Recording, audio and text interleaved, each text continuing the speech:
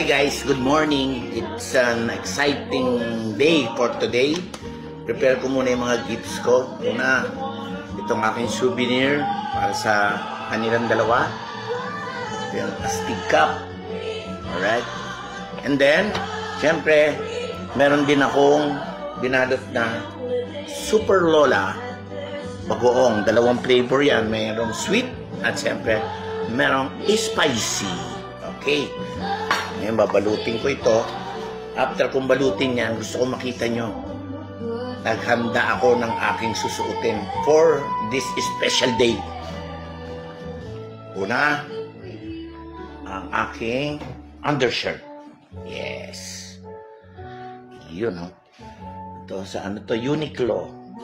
Tapos bumili rin ako ng bagong pants. Uniqlo rin. Dapat papatahi ako ng barong. Medyo limited sa budget, kaya bumili na lang ako ng yari.